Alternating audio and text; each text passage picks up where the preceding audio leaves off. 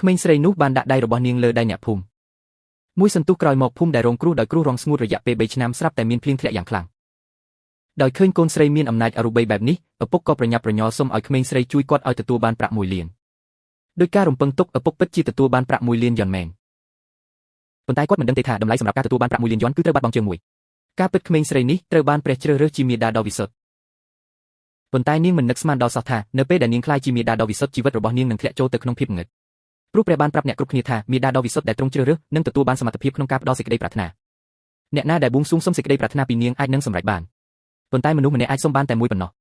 ពេលលើដូច្នេះអ្នកភូមិមានចិត្តចង់បួងសួងសុំសេចក្តីប្រាថ្នាពីក្មេងស្រីនោះទោះជាយ៉ាងណាក៏ដោយទេវតាបានប្រាប់ក្មេងស្រីដោយសម្ងាត់ថាអ្នកដែលបួងសួងនឹងត្រូវបង់ថ្លៃដែលត្រូវគ្នាដើម្បីឲ្យបំណងប្រាថ្នារបស់ពួកគេបានសម្រេចដោយមិនដឹងរឿងនេះមេភូមិចង់សាកល្បងអំណាចដ៏ទេវភាពរបស់ក្មេងស្រីគាត់បានសុំឲ្យក្មេងស្រីបួងសួងសុំភ្លៀងសម្រាប់ភូមិក្មេងស្រីអាចត្រឹមតែបញ្ជូនសាររបស់ទេវតាទៅកាន់អ្នកគ្រប់គ្នាតម្លៃសម្រាប់ទឹកភ្លៀងគឺផ្ទះរបស់អ្នកដែលបានបួងសួងនឹងត្រូវភ្លើងឆេះប៉ុន្តែអ្នកភូមិមិនជឿនាងទេពួកគេគិតថាក្មេងស្រីនេះកំពុងព្យាយាមរក្សាអំណាចដ៏ទេវភាពសម្រាប់ខ្លួននាងហើយមិនចែករំលែកវាជាមួយពួកគេដើម្បីសុវត្ថិភាពមេភូមិបានសុំឲ្យអ្នកភូមិដែលក្រីក្របំផុតបួងសួងសុំសេចក្តីប្រាថ្នាពីក្មេងស្រីគាត់សន្យាថាបើផ្ទះគាត់ត្រូវភ្លើងឆេះមែនគាត់នឹងសង់វាឡើងវិញសម្រាប់គាត់ដូច្នេះអ្នកភូមិបានបួងសួងសុំសេចក្តីប្រាថ្នាពីក្មេងស្រីពេលគាត់បួងសួងចប់មេឃដែលស្រឡះពីមុនស្រាប់តែងឹតដោយពុកមិនយូរប៉ុន្មានភ្លៀងធ្លាក់យ៉ាងខ្លាំងឃើញដូច្នេះអ្នកភូមិក៏ជឿលើអំណាចដ៏ទេវភាពរបស់ក្មេងស្រីភ្លាមពួកគេប្រញាប់ប្រញាល់ទៅមុខដើម្បីបួងសួងសុំសេចក្តីប្រាថ្នាពីក្មេងស្រីក្មេងស្រីភ័យខ្លាចយ៉ាងខ្លាំងចំពោះទិដ្ឋភាពនៅចំពោះមុខនាងរហូតដួលសន្លប់នៅលើកៅអីនៅពេលនោះឈាមចាប់ផ្ដើមហូរចេញពីច្រមុះរបស់ក្មេងស្រី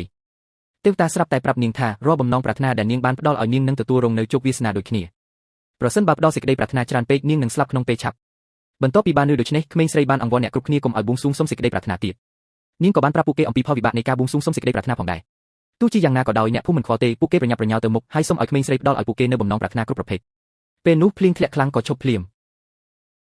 អ្នកភូមិដែលទើបតែបួងសួងសុំសេចក្តីប្រាថ្នាបានទទួលទូរស័ព្ទមិនត្រឹមតែផ្ទះរបស់ពួកគេត្រូវភ្លើងឆេះប៉ុណ្ណោះទេសូម្បីតែសត្វពាហនៈរបស់ពួកគេក៏ត្រូវឆេះទាំងស្រុងដែរក្មេងស្រីគិតថាការឃើញបែបនេះនឹងធ្វើឲ្យអ្នកភូមិឈប់បួងសួងសុំសេចក្តីប្រាថ្នាប៉ុន្តែពួកគេជឿថាវាជាឧបទ្ទវហេតុទាំងអស់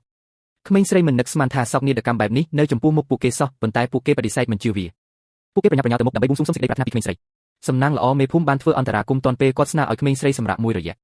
គាត់ក៏បានស្នើឲ្យអ្នកគ្រប់គ្នាចាប់ឆ្នោតដើម្បីសម្រេចថាអ្នកណានឹងបួងសួងសុំសេចក្តីប្រាថ្នាមុនគេទើបអ្នកភូមិចាក់ចេញទាំងស្ទាក់ស្ទើរនាងគិតថានាងបានរួចផុតពីគ្រោះថ្នាក់ជាបណ្ដោះអាសន្នពេលត្រឡប់មកផ្ទះវិញឪពុកម្ដាយរបស់នាងបានសម្លឹងមើលកូនស្រីរបស់ពួកគេមិនខ្វល់ថាកូនស្រីរបស់ពួកគេនឹងទទួលរងផលវិបាកនោះទេដរាបណាពួកគេអាចខ្លាចជាអ្នកមានគ្មានអ្វីផ្សេងទៀតសំខាន់នោះទេព្រោះបងប្អូនស្រីទាំងពីរមិនមែនជាកូនបង្កើតរបស់ពួកគេទេបន្ទាប់ពីក្មេងស្រីត្រឡប់ទៅបន្ទប់របស់នាងវិញដើម្បីការពារប្អូនស្រីរបស់នាងពីការបង្ខំដោយអ្នកភូមិដែលលោភលន់ឲ្យបួងសួងសុំសេចក្តីប្រាថ្នានាងប្រាប់ប្អូនស្រីរបស់នាងឲ្យអាងថានាងបានបួងសួងរួចហើយបំណងប្រាថ្នាគឺចង់ទៅសាលារៀនតម្លៃគឺត្រូវកាត់ដៃរបស់នាងបន្ទាប់មកក្មេងស្រីបានយកកន្ត្រៃមួយគូហើយចាប់ផ្ដើមកាត់ដៃប្អូនស្រីរបស់នាងឪពុកម្ដាយដោយខ្លាចការសង្សឹកបានសម្រេចចិត្តឲ្យកូនស្រីពៅរបស់ពួកគេបួងសួងសុំសេចក្តីប្រាថ្នាជំនួសពួកគេប្រញាប់ចូលទៅក្នុងបន្ទប់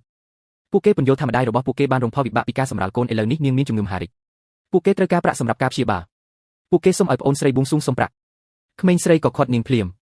នាងនិយាយថាប្អូនស្រីបានប្រើបំណងប្រាថ្នារបស់នាងរួចហើយនាងបានបង់ថ្លៃរួចហើយពេលលើដូច្នេះឪពុកក៏ខឹងយ៉ាងខ្លាំងគាត់ចោទប្រកាន់ពួកគេថាជាមនុស្សគ្មានបេះដូងហ៊ានបួងសួងសុំសេចក្តីប្រាថ្នាពីក្រោយខ្នងគាត់យ៉ាងម៉េចគាត់ទាមទារភ្លាមឲ្យក្មេងស្រីជួយគាត់បំពេញបំណងប្រាថ្នាសម្រាប់ប្រាក់1លានយ៉នប៉ុន្តែកូនស្រីនិយាយថាតម្លៃសម្រាប់ការទទួលបានប្រាក់1លានយ៉នគឺត្រូវបាត់បង់ជើងមួយឪពុកជឿថាប្រាក់1លានយ៉នសំខាន់ជាងជើងមួយគាត់ជំរុញឲ្យក្មេងស្រីជួយគាត់បំពេញបំណងប្រាថ្នាក្មេងស្រីគ្មានជំរឿអ្វីក្រៅពីយល់ព្រមបន្ទាប់ពីបួងសួងសុំសេចក្តីប្រាថ្នាទីបំផុតឪពុកទទួលបានប្រាក់1លានយ៉នប៉ុន្តែការសងសឹករបស់គាត់បានកើតឡើងភ្លាម